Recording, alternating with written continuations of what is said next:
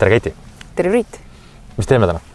Täna me hakkame mootorrattaga tantsima ja selleks on traili mootorratas ja mina olen selle enda jaoks defineerinud siis tants mootorrattal ja see spordiala on tegelikult kõige vanem mootorrattaspordiala, mis sai alguse Šotimaal ja Sängides.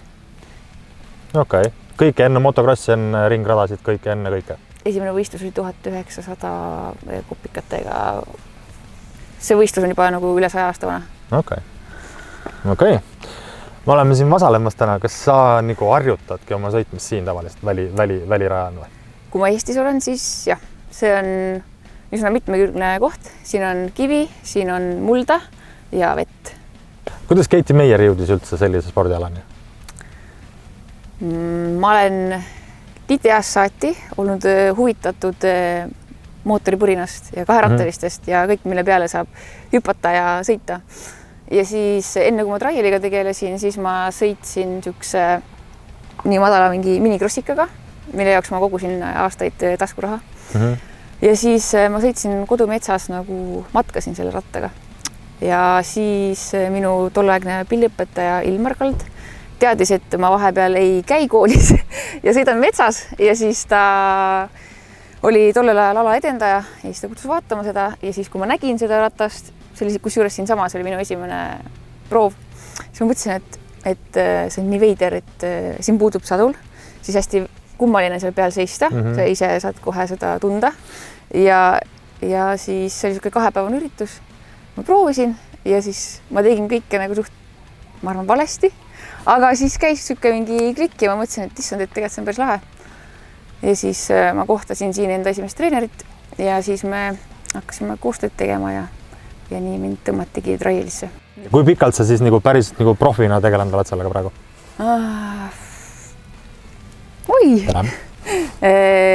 Ma olen tegelenud aastast 2010 ja ma hakkasin kohe nagu Eesti meistrikatele niimoodi käima, aga esimesed Euroopakad olid juba 2013, siis ma olin põhik, aga nagu asi läks väga tõsiseks 2015. Siis ma läksin juba MM-ile ja siis mul oli väike paus, siis ma tegin kaskadööritööd ja siis nüüd sel aastal oli jälle esimene aasta, kui ma sõitsin tippvõistlusi ja MM-i. Okei. Ja see aasta sa tulid 4. Kokkuvõttes 6. Kokkuvõttes 6? Okei. Meie sinuga saime tuttavaks eelmine aasta. Vahetult siis enne seda, kui sa hakkasid neid torne seal valutama. Kuidas sa üldse jõudsid selle tornide hüppamise teeni või kuidas Keiti jõudis sinna ratusele? No, trikitamine on mul veits nagu veres. Oli kaarsild ja siis kuidagi hakkasid nagu ideed minema sinna poole, et aga mis veel või nagu teeks midagi põnevat ja soov oli ka tegelikult tutvustada siis traili mootorratast ja minu nime.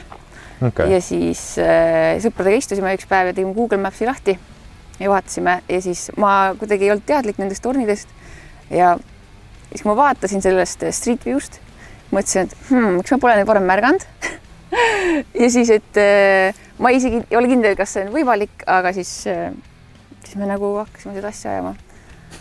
Ja siis, või kui me seal katusel esimest korda käisime, see oli vist märts, siis lihtsalt inimesed vaatasid niisuguse pilguga, et rääkige. Okei. Traiali ratas kui selline. Ma arvan, et iga tavainimesele vaatajal on see väga kahtlase välimusega, et kus on iste ja mis teda nagu eristab siis teistest, ütleme, motospordi ratastest? No vastates sinu esimesele küsimusele, siis iste ja kõik muu üleliigne on lihtsalt ära võetud. Tal on minimaalselt igasugust plastikut ja värke, et mõte on siis selles, et kuna ma liigun siin ratta peal väga palju, ma lähen siuksesse asendisse, siuksesse ja ma teen mingeid siukseid liigutusi, siis mul peab olema hästi palju ruumi. Siis kaal. Ja mis teeb veel teistsuguseks on see, et ta on 2 takti ja kui sa mõtled nagu krossika 2 takti peale, siis ta on niisugune hästi käre ja keerad ja siis ta juba läheb alt ära, aga ta on hästi nagu kiire.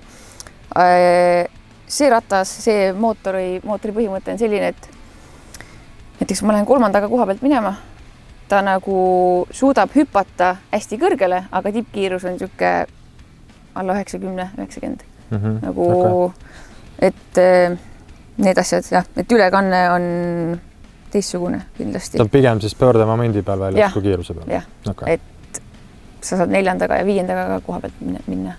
Okay.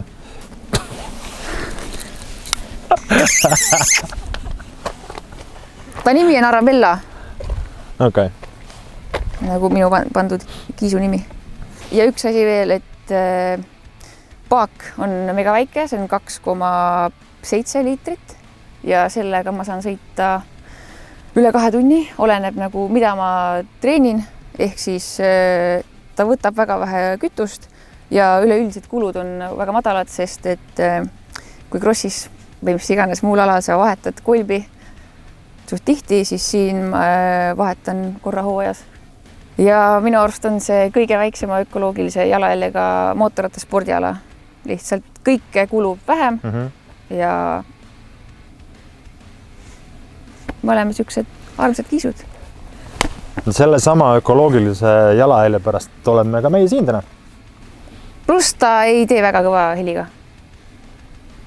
Kohe kuuled? Kohe kuulen. Kohe kuuled. Nii, aga alustame siis kuskilt algusest. Traialikiiver, selline. Ta on lahtine selleks, et mul oleks võimalikult avar. Ma näen, muidu see nokk, siis ma lihtsalt ei näeks, kuhu ma sõidan. Nii. Ja siis siin on meil sidur, pidur, gaas ja gaas on mega äkiline. Nagu äkiline. Ma olen näinud juhtumeid, mis lõppevad. Igatahes, siin on käimaolevamisvänt ja siin on käiguvahetti ja nii, siin. Ja kubatuur on selle rattal 250 ja siis pole midagi muud, kui tuleb käima lüüa rist ette ja lähme. No, aga hoiame siis niimoodi, et hoiame suuna nagu sellest veekogust eemale, et hoiame nagu niimoodi. Alustaks mingi mulla peal. Jah, sinna poole või seal on betoonblokid, sinna poole pole kohe. Vaatame jah siit. Niimoodi. See ja siis me võime minna autodest käimale. Puude vahele keerutama. No selge. Kutsuge kiirabi ära juba. Okay. 1. 2. Nii, aga soovitan sul ära sinna mine. Okay. Alusta kuskilt seal.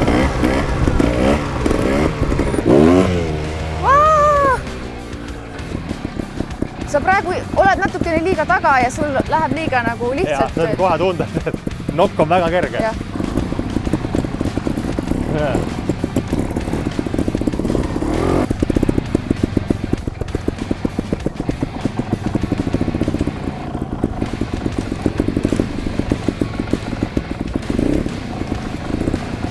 Sidur! Sidur! Kõik kurvid on siduriga, mitte gaasiga. Võid gaasi ära unustada. Ei, tegelikult ma ütleks, et kusagil kaugel on lootus. Aga nüüd me lähmegi siia samma siia nõlva peale. Ma loodan, et kõik puud jäävad püsti.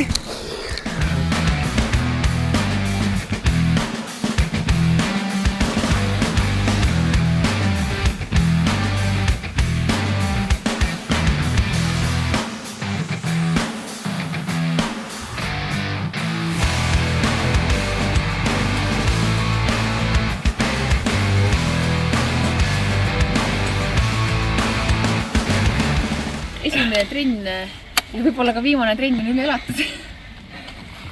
Kuidas meeldis? Ausalt öeldes, ma hinge tagasi sain. Päris tegelikult on päris võimale võtta, mitte sellest, sellepärast, et ma väga vormist väljas olen. Aga tegelikult kogu selle aja, mis sa ratta peal oled, sa oled mingis mõttes pinges. See kogu, okei, sina võib-olla ei ole jah, aga nagu... Lõpuks jõuad selle hetkeni, et sa oled nagu lõdvestunud. Siis et ongi alguses ongi see, et sa kulutad hästi palju energiat asjatute asjadega. Aga tegelikult seal on huvitav.